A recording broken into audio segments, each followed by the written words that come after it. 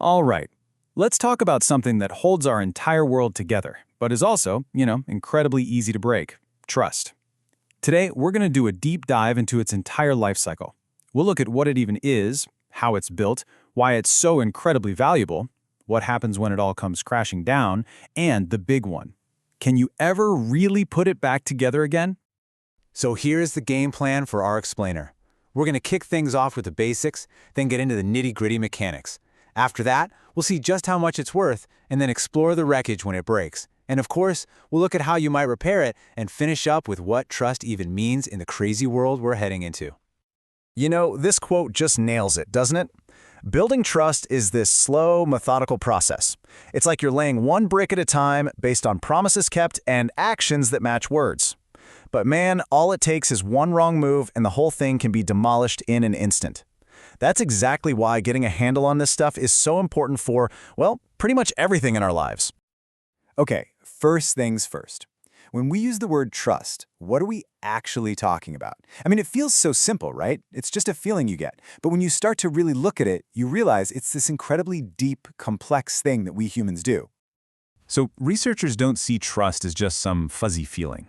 It's actually a critical tool. It's how we deal with the fact that almost every single interaction we have involves some level of risk and uncertainty. I mean, think about it. Every time you share a secret or rely on a teammate at work or even just cross the street at a crosswalk, you're making yourself vulnerable.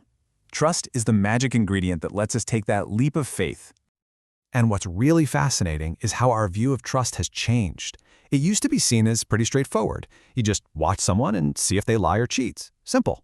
But now we understand it's way more complicated.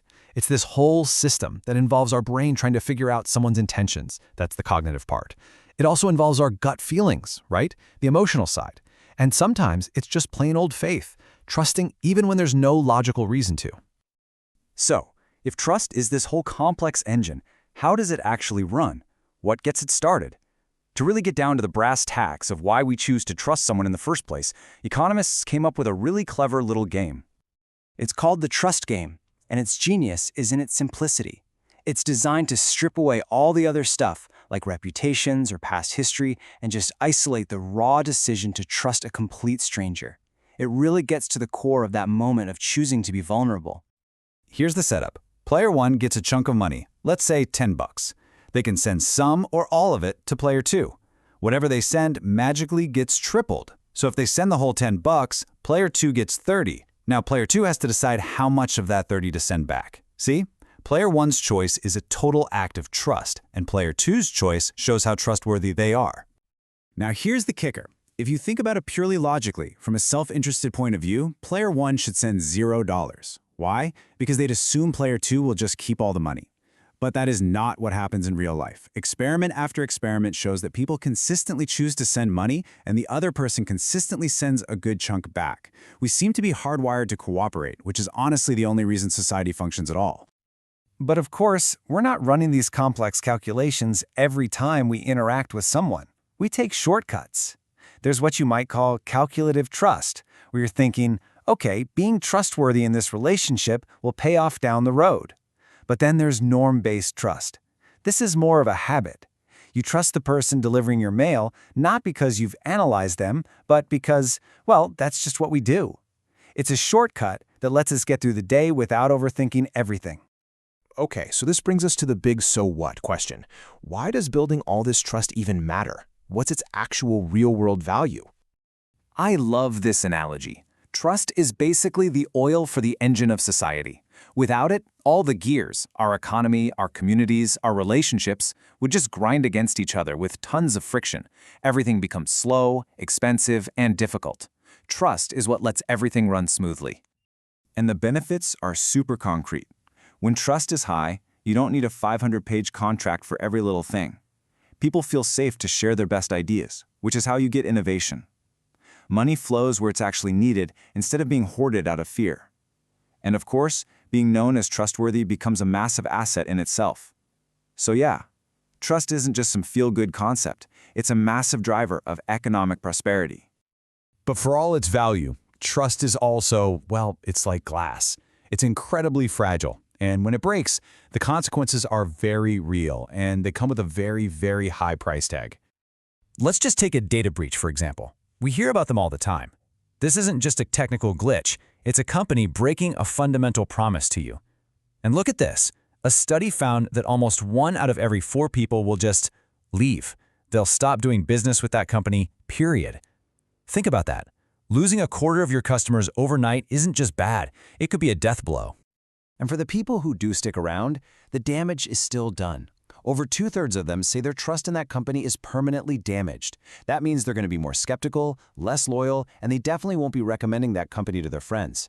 It leaves a permanent crack in the foundation of that relationship. Okay, so if a breach of trust is that devastating, is it even possible to fix it? Let's talk about the long, hard road of trying to rebuild it, of going from that shattered state back to something whole. For a company that messes up, there's a pretty clear playbook. Step 1, you have to be fast. Don't hide, get out in front of it and tell people what happened.